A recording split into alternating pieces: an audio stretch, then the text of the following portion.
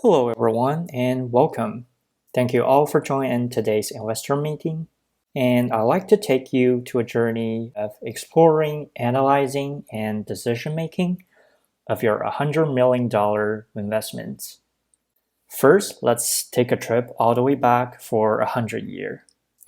During the past 100 years, the home entertainment industry has changed massively almost every 10 years, from the radios, theaters, to Hollywood's golden age. The born of television, then 60s to 80s, the popular drive-in movies, sitcoms, and blockbuster rentals, the big four TV networks and VCD, and now the streaming service giant Netflix. However, there's someone always in the bigger picture, always competed in the game: Disney. When there's radio and theater, Disney first established their studios. When there's Hollywood, Disney's Snow White became Hollywood's greatest hit. And when there's television, Disneyland became the longest running primetime show. Disney's Wonderful World of Color became the first color TV show. When people were enjoying indoor entertainment with sitcoms, movie rentals, Disney became the best outdoor entertainment choices with Disney Park around the world, Disney vacation houses, Disney shopping malls, and so on.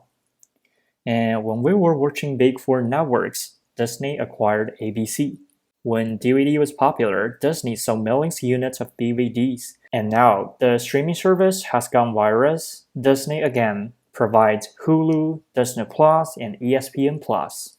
And today we're going to make the comparison and selection between two companies: the most recent streaming giant on fire, Netflix, and the long-lasting global entertainment enterprise, Disney. First, let's talk about the leadership. Instead of who the leaders are, we care more about how did they lead in the past and where are they leading us to. For Netflix, the management team led the firm to transit from DVD rental to streaming service, from the US market to global market, from providing purchased contents to producing original contents. And Netflix is now continuing its way to lead the streaming service, to replace cable TV, to provide more accurate personal experiences and more original contents. As for Disney, the leadership brought the firm from an animation workshop to a firm of film, television, broadcasting, media, and park entertainment. The market expanded globally, and the role evolved from a producer to both a producing and a distributor. And now Disney is on its way to build a more comprehensive entertainment firm to provide experiences in real life, on screen, and at every corner of your life. Now, with a rough understanding of the leadership and strategy, let's get to more about the operation side. Disney focused on diversification and sustainability. Currently, the Walt Disney Company has a revenue of $65 billion with majorly four different sectors: media networks, studio entertainment, parks, experiences and products, and also direct to consumers and international service. As a comparison, Netflix held a revenue of 23 billion US dollars with only one services, that's the streaming entertainment. Now let's focus on streaming entertainments, which is the direct battleground for Disney and Netflix. In this area, services provided by Disney is more diversified in content and also consumer base. Disney combines Hulu, Disney Plus, and ESPN Plus on its platform. And under Disney Plus, they have a lot of studios such as Pixar, Marvel, Star Wars, National Geographic, and Disney. As for ESPN Plus, it's the most well-known and trusted brand in sports. And Hulu has a lot of popular TV shows such as The Handmaid's Tale and Modern Family and so on. Now let's do a comparison from the financial perspective for the streaming services of Disney and Netflix. Currently, the streaming services revenue gap between Disney and Netflix is actually getting smaller. Apart from the streaming service sector, let's take a look at the parks, experiences, and products sector, which is the historically stable business segment with recurring revenue for Disney. Over the past 10 years, parks, experiences, and products operating incomes grow steadily for Disney. with an annual growth rate at 19%.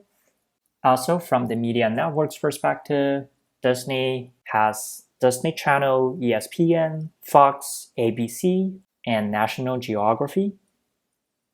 The media network's revenue has been steadily increasing as well over the past 10 years, with an annual growth rate at around 4%.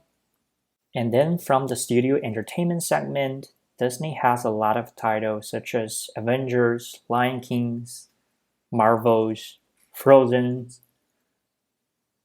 and the revenue grew 60% over the last decade, with a 6% annual growth rate.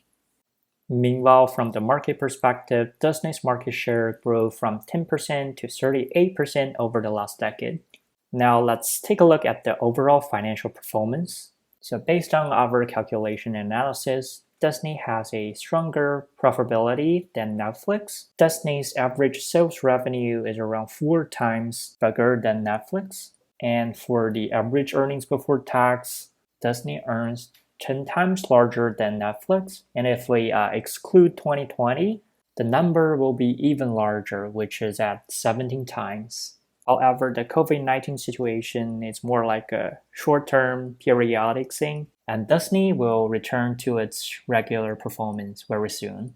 Also, from the investor's perspective, Disney yields higher return to its investors. During 2015 to 2020, for Disney, it's 4.99, and for Netflix, it's around 2.5. So that's a 2 times difference. And if we exclude the data for 2020 again, it's going to be a 3.5 times difference. As for the dividend payout ratio, around the same time, the average dividend payout ratio for Disney is 22.42%. And in the same period, Netflix has no dividend at all. And if we exclude the numbers from 2020, Disney's dividend payout ratio is even higher at 26.9%. And then from the solvency ability perspective, Disney has a better ability to pay off its debt. Over the past 5 years, Disney had a stable debt-to-equity ratio around 0.5, but Netflix had a rather increasing debt-to-equity ratio. In 2020, Disney's debt-to-equity ratio increased slightly by 0.03, and Netflix's ratio decreased but still outperformed by Disney. In the past 4 years, Disney's current ratio is not as good as Netflix, but in 2020, Disney's current ratio started to outperform Netflix. Moreover, Disney's quick ratio has outperformed Netflix, although Netflix had a better current ratio. Disney's quick ratio started to rise again, while Netflix started to catch up. Now let's turn to the growth opportunities. And apparently Disney has succeeded in Chinese market with a lot of newly built Disneyland and a lot of animations specifically for Chinese stories. However, at the same time, Netflix is missing in Chinese market. Its first attempt of a cooperation with Chinese streaming service company iQIYI failed due to Chinese streaming market regulation and different customer tastes, and also a lot of problem of patent. As for the growing strategy, Disney relies on brand extension and monetization. So for the direct battleground of streaming service, Disney had a lot of merger and acquisitions, and Marvel is currently the aces of Disney streaming ecosystem. It produces the highest grossing film franchise and series worldwide.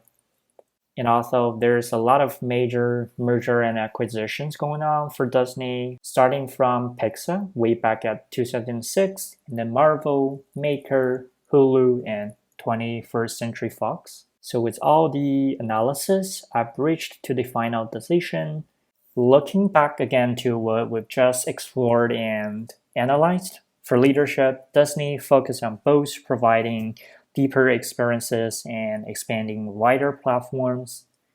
For operation, Disney's 4 segments all prove a powerful diversification and sustainability. For finance, Disney has a much stronger profitability and solvency than Netflix, Also, it returns larger portion of earnings to the investors as dividend.